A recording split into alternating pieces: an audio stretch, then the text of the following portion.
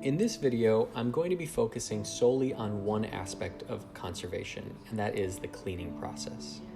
So before I get into what I'm doing and walking you guys through my technique, we first have to understand what it means when I say a painting is dirty and that it needs to be cleaned. Now, paintings have really two things that might need to be removed from the painting, and that is the accumulated surface grime and the old varnish. Now, accumulated surface grime is really just that. It's grime that has settled on the surface of the painting, and that grime can be anything from the residues from tobacco, tar, nicotine, all the other combustibles that are inside of pipes, cigars, and cigarettes. It can be soot from the painting hanging over a fireplace. It can be coal dust or oil dust from an old furnace. It can also be cooking oils from a kitchen.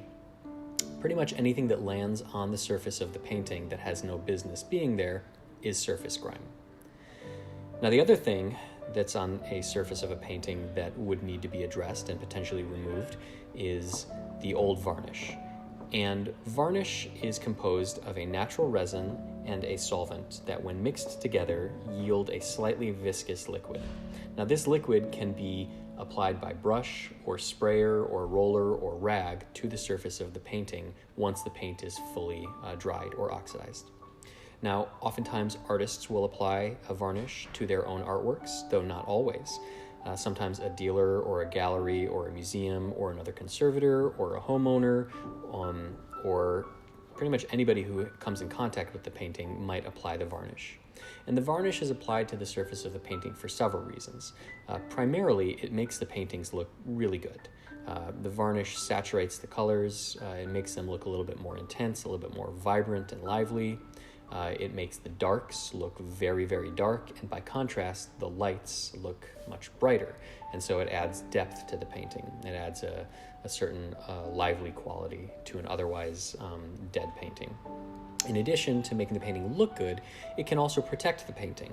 Because it's an actual physical layer separating the paint surface from the world, the varnish can act as a barrier and protect that paint from handling, from surface grime, from something being spilled on it, kids with crayons, splatter from house paint, just about anything you could think of that would get in contact with the painting. The varnish can isolate it from the actual paint.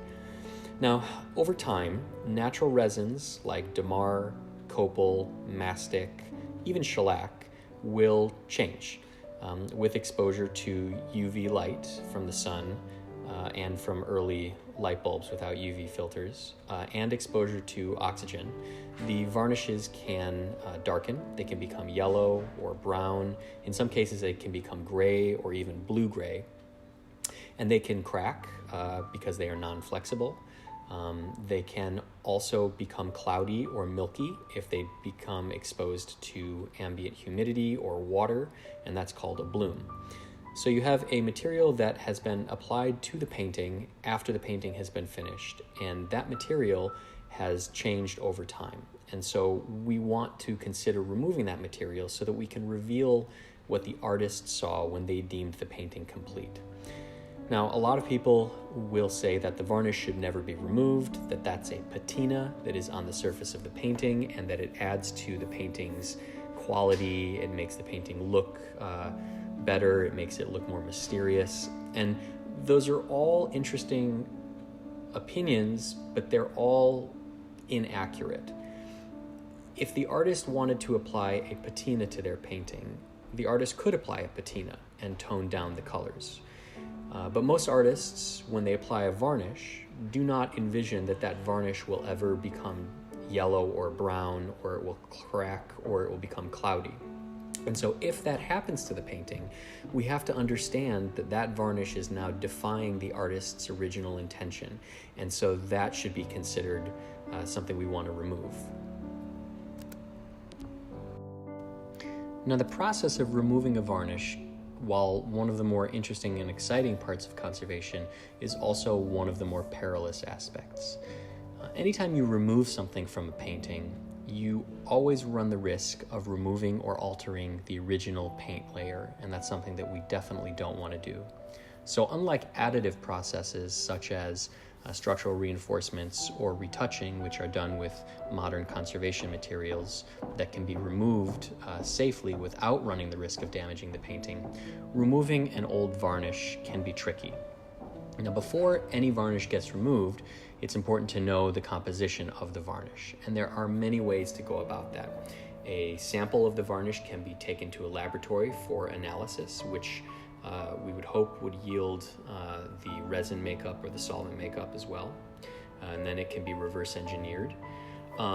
You can take a wild guess at what the varnish is and start throwing solvents on the painting and see what works. You can use your experience and other evidentiary clues from the painting itself to help guide you.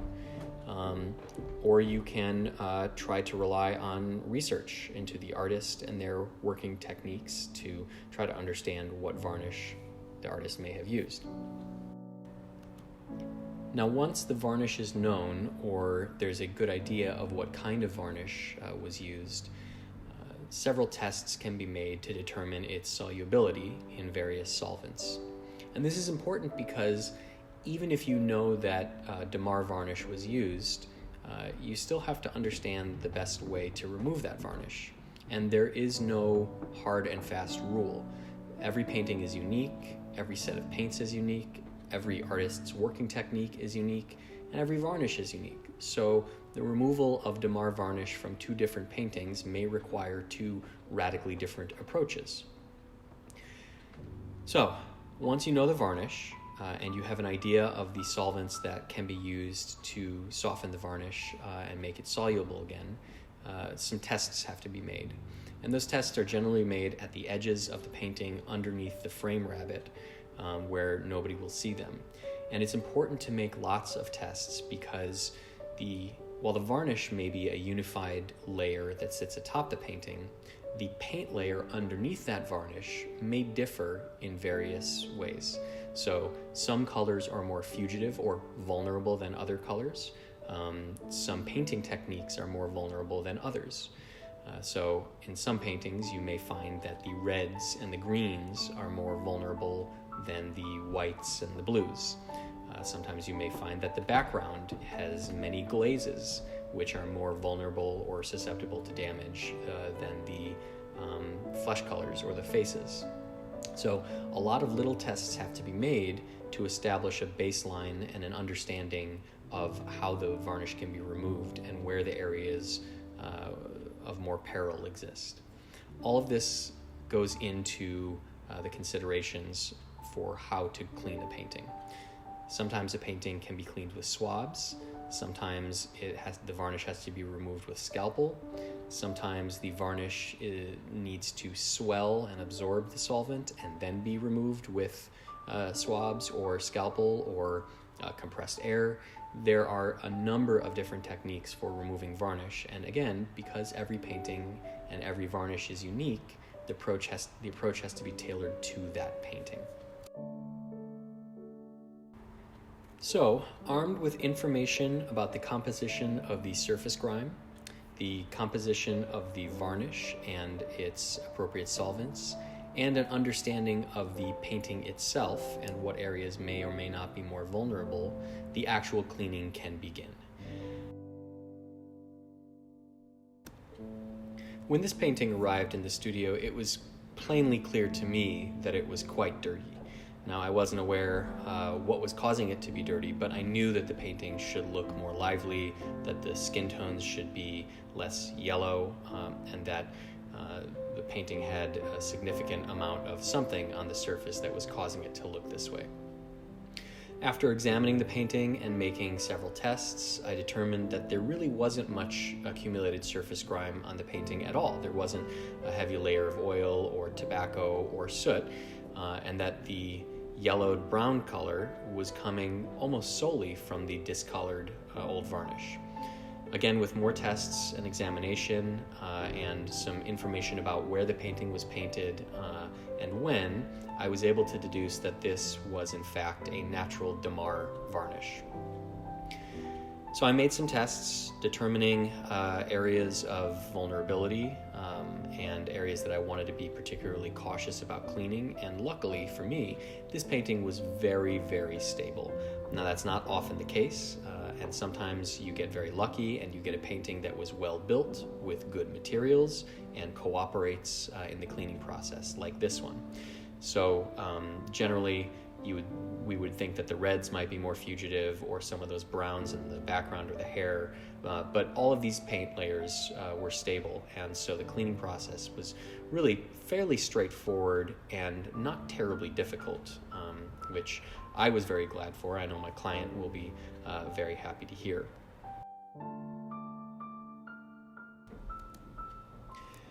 So to clean this painting, I employed an approach of rolling my own large cotton swabs, saturating them with solvent, and then slowly working through the painting. The swabs are made by taking a cotton ball, disassembling it, and rolling it onto a little wooden stick handle, and then tightening that up so that it is not loose. And then saturating the swabs with the appropriate solvent mixture that I have determined is strong enough to soften the natural resin, but mild enough to not pose any risk to the paint. Now you can't see that I'm actually using multiple different solvents and different strength mixtures. You can see just the edge of one of the jars in the lower right-hand corner, but in this one I think I had 4 different strengths of solvents. And by and large, I will start with the weakest of the solvents and see how that goes, and then slowly progress to a stronger one if I feel like that's needed. It's always a good idea to start with a very weak solvent or solvent mixture and work your way up to a stronger one, than to start off with a strong one. Obviously, if you start off with a very strong one and it is too strong and you cause damage to the painting, there's no going back. So with a solvent saturated swab, I can apply that to the painting and agitate the varnish. The solvent will soften up the varnish or turn it soluble again, and then the swab can be used to agitate or lift that solvent off. Now there are many different approaches to cleaning paintings.